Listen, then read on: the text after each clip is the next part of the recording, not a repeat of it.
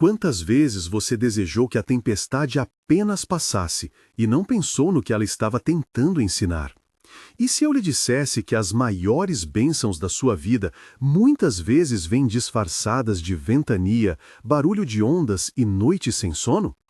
Aprender a valorizar as tempestades não é gostar do sofrimento, mas entender que Deus tem maneiras misteriosas de nos moldar enquanto o barco balança.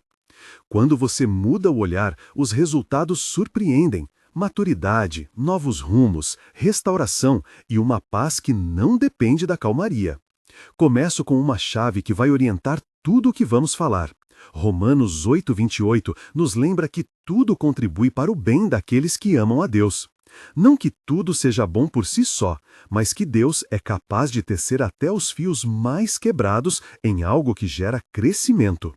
Para ajudar a enxergar esse propósito, quero compartilhar 4 leis espirituais simples para interpretar os eventos dolorosos da vida. 1. Há pessoas ou situações corretas para que o aprendizado ocorra. 2. Alguns acontecimentos são únicos, servem a um propósito. 3. O tempo dessa experiência costuma ser o tempo necessário para o aprendizado, não mais. 4. A tempestade termina quando a lição é assimilada. Se você guardar essas 4 lentes, vai começar a ler seus dias com menos desespero e mais esperança. Se essa mensagem está tocando você, fica comigo até o final e, se quiser mais conteúdo assim, inscreva-se e compartilhe com alguém que precisa ouvir esta palavra. Agora, vamos ver como isso funciona na prática. 3 histórias bíblicas nos mostram 3 tipos de tempestade e 3 respostas diferentes. A primeira tempestade, quando a crise nasce da desobediência. Pense em Jonas. Ele recebeu uma missão clara e, em vez de ir, pegou outro rumo, fugiu, e a tempestade veio. Não como simples castigo mecânico, mas como um sinal, uma força que o empurrou de volta para a rota. A narrativa não esconde a responsabilidade pessoal, a escolha dele provocou consequências. Mas note isto, o objetivo da tempestade não era aniquilar Jonas, era trazê-lo de volta, ajustar o rumo da sua vida. A tempestade o confrontou com a realidade de que fugir não resolve o chamado. E isso nos ensina algo muito prático hoje. Nem toda crise que vivemos é apenas fruto de forças externas ou da sorte. Às vezes carregamos atitudes que nos expõem ao risco, escolhas repetidas, acomodação espiritual, prioridades invertidas. Agora, atenção importante. Não estou dizendo que todo sofrimento é punição pessoal. Há dores que vêm sem culpa nossa. Meu cuidado pastoral aqui é outro. Quando a crise tem origem em nossa própria desobediência, reconhecer isso nos devolve a responsabilidade e o poder de mudar. É duro, mas libertador. Eu me lembro de uma história de família que traz esse ponto à vida. Meu sobrinho adolescente quebrou a mesma bicicleta 3 vezes em um mês. Ele andava com pressa, pulava guias, não cuidava do freio. Cada queda era previsível. Nós poderíamos ter ficado irritados e simplesmente tirado a bicicleta, mas escolhemos ensinar, ajuste, conserto, prática consciente. Com o tempo, ele aprendeu a frear, a usar o capacete direito, as quedas cessaram. A tempestade, nesse caso, foi um professor severo, mas necessário. A diferença entre vítima e aluno é quando assumimos o aprendizado. A segunda tempestade, quando deixamos Cristo ineficaz no barco da nossa vida. Lembre-se da cena em Marcos, quando Jesus estava no barco e dormia, enquanto a tempestade ameaçava afundar os discípulos. Eles entraram em pânico, não porque Deus não estava com eles, mas porque a presença de Jesus parecia inativa. É uma imagem dura. Podemos ter Jesus conosco e ainda assim sentir que ele está adormecido no fundo do barco. Isso acontece quando permitimos que outras prioridades, distrações ou descuido espiritual tornem Cristo inefetivo no nosso dia a dia. O que torna Jesus acordado na vida de alguém? Rotina espiritual. Não falo de legalismos ou performances religiosas, mas de práticas que mantêm a presença de Cristo viva. Oração matinal simples, leitura atenta da Escritura, participação na mesa do Senhor quando isso faz parte da sua tradição, momentos de adoração que reorientem o coração. Quando sua vida espiritual vira apenas algo esporádico, um domingo aqui, um pedido de socorro acolá, Jesus tende a dormir no barco. Não porque ele se distanciou, mas porque você deixou de convidá-lo a agir diariamente. Permita-me ser prático. Comece com 2 minutos pela manhã. Não é pouco. Feche os olhos, diga, vinde Espírito Santo, e entregue o dia. Faça o sinal da cruz ou leia um versículo curto e repita, Senhor, guia este dia. 2 semanas dessa disciplina simples costumam produzir mudanças. E não se culpe se no começo for mecânico, a constância desperta a presença. Frequentar a comunidade, comungar quando possível, estar em comunhão também são meios pelos quais Cristo permanece ativo. Mais do que ritual, é intimidade. Muitas vezes, a família é o espaço onde essa negligência aparece primeiro. Lembro daquelas manhãs corridas em que vamos empurrando as pessoas para fora de casa com pressa, sem um momento de bênção. A rotina espiritual familiar pode ser tão simples quanto uma oração curta antes de saírem, um cântico na noite de domingo ou um encontro de 10 minutos para ouvir um versículo e trocar percepções. Quando a casa se torna um lugar onde Cristo é lembrado, as tempestades dentro da família perdem força. Não prometo que tudo vai sumir, mas afirmo que o barco ficará com mais estabilidade. A terceira tempestade, aquela que acontece com Cristo presente e atuante. O terceiro tipo é talvez o mais difícil de entender. As tempestades que ocorrem enquanto fazemos o que é certo, enquanto remamos e buscamos. Veja Mateus 14, quando Pedro vê Jesus caminhando sobre as águas e decide sair do barco. Ele dá passos de fé, começa a andar e no meio do caminho sente o vento, se assusta e começa a afundar. Jesus, observando, estende a mão e o segura. Aqui temos uma combinação surpreendente. Agir em fé, enfrentar a tempestade, aprender durante a luta e receber intervenção quando a própria fé vacila. Este é o momento da escola mais profunda. É diferente ser punido por desobediência, diferente deixar Jesus inefetivo. Aqui estamos no campo do crescimento que custa. Deus permite que a luta aconteça para que a nossa fé amadureça. E note, o Senhor não abandona. Ele observa e age no tempo certo. A lição é clara. Não espere passar tudo para agir.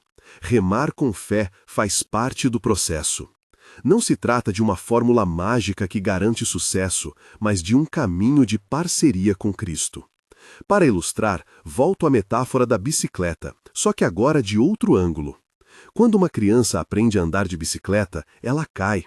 Se ficarmos apenas protegendo, ela nunca aprende a equilibrar-se. Se a soltarmos de uma vez sem preparação, a queda pode ser grave. O melhor é segurar, dar confiança, soltar um pouquinho e estar pronto para segurar de novo. Assim é a vida espiritual. Aprendemos ao praticar. O texto de Mateus não nos chama a esperar a calmaria, nos chama a olhar para Cristo, sair do conforto, dar um passo e confiar que, quando começar a faltar-nos fé, Ele virá ao nosso encontro. Entre essas 3 cenas bíblicas existe um fio vermelho: aprendizado. A tempestade não é inimiga definitiva, é uma forma de ensino. E quanto mais cedo você aprende a lição, mais cedo a tormenta se reduz. Por isso, as leis espirituais servem: identificar a origem do problema, aprender a lição apropriada e ajustar o rumo com sabedoria. Mas o que aprender na prática? Como aplicar isso no seu cotidiano, no casamento, na família, no trabalho? Deixo aqui práticas concretas, simples e possíveis. Primeiro, amor e obediência. Não entendo obediência como medo ou subserviência cega. Obediência é a resposta amorosa a Deus. É colocar em prática aquilo que a palavra revela e que sua consciência confirma. No lar, isso aparece como limites claros para crianças, rotinas que protegem, disciplina que educa em vez de punir.